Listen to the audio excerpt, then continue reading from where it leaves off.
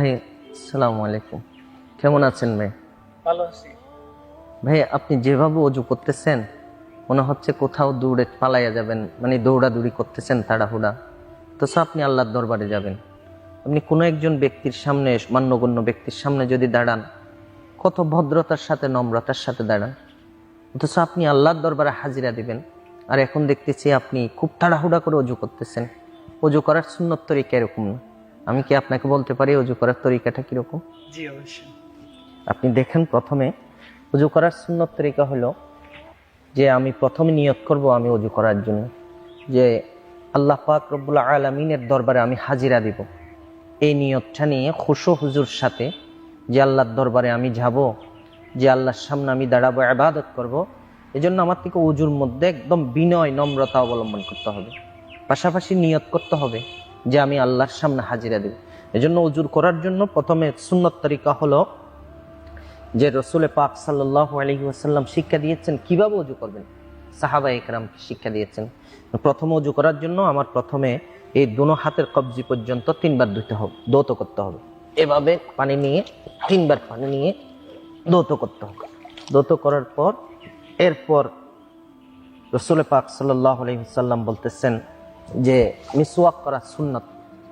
মিসওয়াক, যে ব্যক্তি, আল্লাহ রসুল সাল্লাল্লাহু আলাইহি ওয়াসাল্লামের হাদিস, যে মিসওয়াক যদি করেন, এই মিসওয়াক নিয়ে যদি আমি এক ওয়াক্ত নামাজ আদায় করি, আল্লাহ পাক 70 গুণ নামাজের সওয়াব বাড়াই দিবেন মিসওয়াক দ্বারা। এই জন্য মিসওয়াক করার সুন্নত তরিকা হলো, মিসওয়াক ধরার তরতিব হলো এভাবে।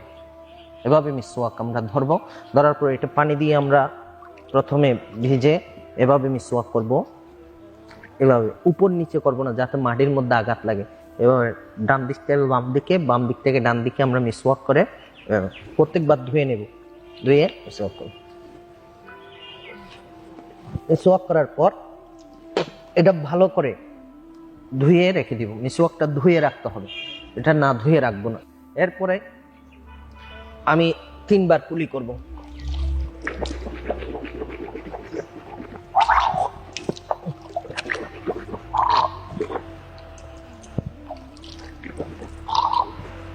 কুলি করার সময় মনে করতে হবে যে কুলি করার জন্য আমি যে কুলি করতেছি এটা আমার মুখ সাফ হওয়ার জন্য।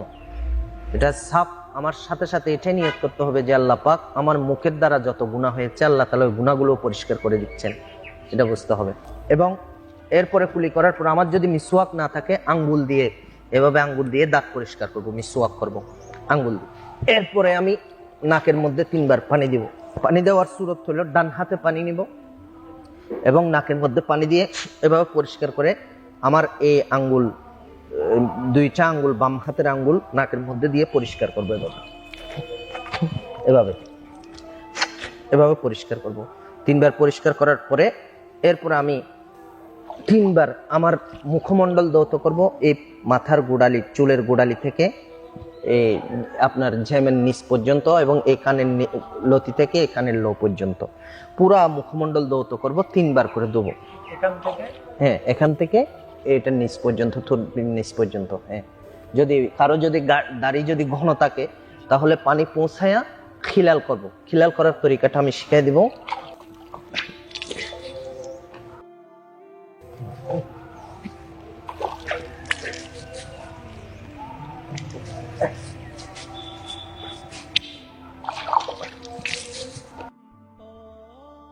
যেহেতু পানি বেশি, এই জন্য খিলাল করার তরিকাটা হলো এভাবে দাড়ির নিচ থেকে এভাবে খিলাল করব, এভাবে খিলাল করব।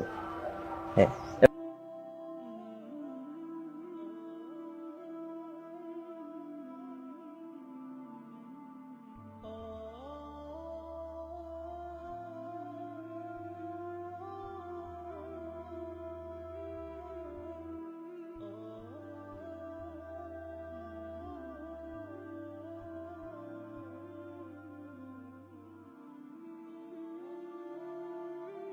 এভাবে হাত ধোয়ার সময়, হাত ধোয়ার সুন্নত তরিকা হলো আপনার হাত ধোয়ার সময় পানি আমরা এভাবে দিব না, পানি নিব উপর থেকে নিচে, এভাবে পানি এদিক থেকে এভাবে আমরা পানি, হ্যাঁ এভাবে পানি নিয়ে, হ্যাঁ হাত ধুই এভাবে 3 বার ধুয়ে পুরো ভালো করে দৌত করে নেব।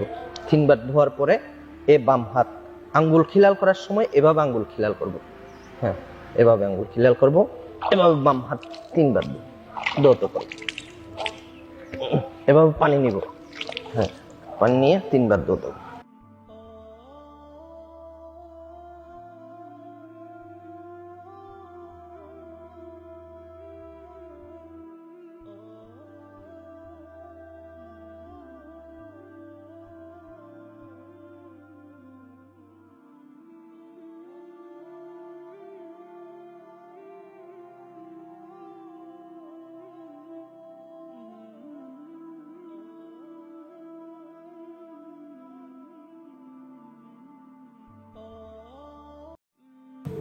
তিনবার দৌত করার পরে এবার আমার মাথা মসে করতে হবে। মাথা মসে করার সুন্নত তরিকা হলো, আমার এই এই অংশটা আমার এদিক থেকে যাবে, এদিক থেকে সোজা এভাবে যাবে, এই উপর থেকে যাবে, এতটুকু আসবে। আসার পরে পিছন দিক থেকে এটা লাগিয়ে পিছন দিক থেকে টানবো শান্তি, এভাবে। এই আঙ্গুল, আরেকবার যদি বলেন। এই আঙ্গুল 3 আঙ্গুল দিয়ে আমি এভাবে মাথা উপরের ভাগ মসে করবো। হ্যাঁ হ্যাঁ, 3 আঙ্গুল দিয়ে এভাবে উপরের ভাগ মসে করবো। এটা বাঁচবে না আপনার, এই সোজা শুধু এটা মসে করবো, এটা বাঁচবে না, শুধু এটা দিয়ে এভাবে মসে করব। আবার পিছন দিক থেকে আসার সময় এই হাতের তালু দিয়ে এভাবে আসবে, হ্যাঁ, এদিক থেকে আসবে। আসার পরে এরপরে এই 2 আঙ্গুল দিয়ে পুরা কানের লতিগুলো পুরা মসে করব, হ্যাঁ, এভাবে মসে করব। এরপরে গর্দান মসে করার তরিকা হলো হাতের ওপাশ দিয়ে গর্দান এভাবে, শুধু গর্দানটা মসে করবে এভাবে, কিন্তু এদিকে করবো না, এদিকে করাটা মাকরুহ হবে। গলাতে না, গর্দানে গর্দানে এভাবে এভাবে এভাবে মসেটা করবো। আমি একটু দেখাই আপনাকে। জি, এই তো 3টা আঙ্গুল, হ্যাঁ 3টা আঙ্গুল এভাবে এভাবে লাগে, এভাবে লাগে পুরা এভাবে মাথাটা মসে করবে, পিছনে চলে যাবে, হ্যাঁ পিছনে চলবে, হ্যাঁ। এরপরে এটা তালু এভাবে আসবে পিছন দিক থেকে, হ্যাঁ পিছন দিক থেকে আসবে। এরপর কান দিয়ে পুরা খানের লতিটা এভাবে, এই খানের যে ইয়াটা আছে ওই লতি এখানে ভিতরে পুরা ইয়া হবে এবং এখানে মশা হবে ছিদ্রের মধ্যে। এবার এই বৃদ্ধাঙ্গুলের পেট দিয়ে পিছনে এটা মশা হবে, হ্যাঁ বৃদ্ধাঙ্গুলের পেট দিয়ে পিছনেরটা মশা হবে। এরপরে গর্দানটা মশা করার তরিকা হলো হাতের ওপিটে শুধু এই গর্দানটা এভাবে মশা করবো, হ্যাঁ হ্যাঁ, এদিকে আসবে না, এরকম আসবে না, শুধু এরকম, হ্যাঁ এতটুকু গর্দান, শুধু গর্দান বলা হয় এটাকে। এটা মশা করব, গলার নিচে আসবে না, ঠিক আছে।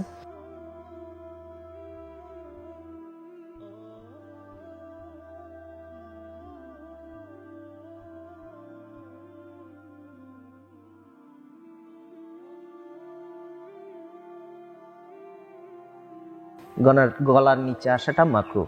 এবং এরপরে আমি যখন পা ধৌত করব, পা ধৌত করার সময় ডান পা ধৌত করার সময় খেয়াল করতে হবে, আমি ডান হাত দিয়ে পানি নিব, বাম হাত দিয়ে ধৌত করব, বাম হাত ইউজ করব সব সময়, বাম হাত দিয়ে ধৌত করব।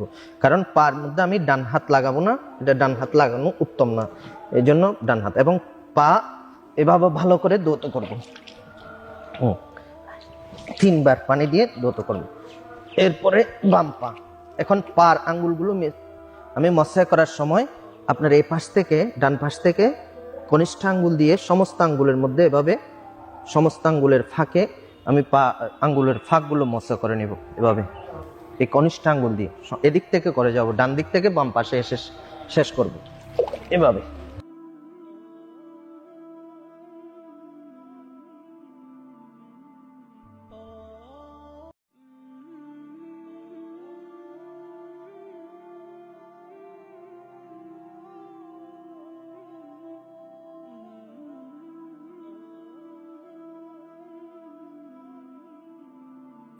পায়ের নিচে যাতে পানি, এভাবে উজুটা ধীর স্থির ভাবে করবো। আল্লাহর রাসূল বলেন, যে ব্যক্তি ধীর স্থির ভাবে উজু করবে এবং হুসনুল উজু হাদিসের ভাষায় যে বলা হয়েছে উত্তম ভাবে উজু করবে এবং উজু করে এরপরে কারোর সাথে কথা না বলে, হযরত আবু হুরায়রা রাদিয়াল্লাহু তাআলা থেকে বর্ণিত, কারোর সাথে কথা না বলে সোজা মসজিদে গিয়ে বা কোনো রুমে গিয়ে যে কোনো জায়গায় 2 রাকাত তাহিয়াতুল ওযুর যদি নামাজ আদায় করে, আল্লাহ পাক তার সমস্ত গুনাহ আল্লাহ তাআলা মাফ করে দিবেন। এবং এর ওযুর পরে একটা দোয়া আছে, ওযুর মাঝখানে একটা দোয়া আছে, এই দোয়াগুলো তো শিখতে হবে। অনেক লম্বা সময় আপনি যে কোনো আলেমের শরণাপন্ন হয়ে দোয়াগুলো শিখে নেবেন।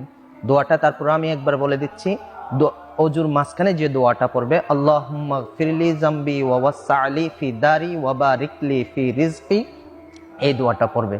আর অজুর শেষে আশহাদু আল্লা ইলাহা ইল্লাল্লাহু ওয়াহদাহু লা শারীকা লাহু ওয়া আশহাদু আন্না মুহাম্মাদান আবদুহু ওয়া রাসূলুহু আল্লাহুম্মা জাআলনি মিনাত তাওয়াবিন ওয়া জাআলনি মিনাল মুতাতাহহিরিন। এবং আশহাদু আল্লাহ বলার সময় আসমানের দিকে শাহাদাত আঙ্গুলটা তুলব।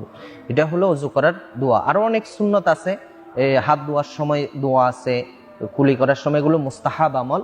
তম রূপে যদি অজু করতে চাই তাহলে ধীরে স্থিরে আমরা এভাবে অজু করব, এই দোয়াগুলো আমরা শিখে নেব, এভাবে আমরা অজু করার জন্য চেষ্টা করব। ঠিক আছে ইনশাআল্লাহ।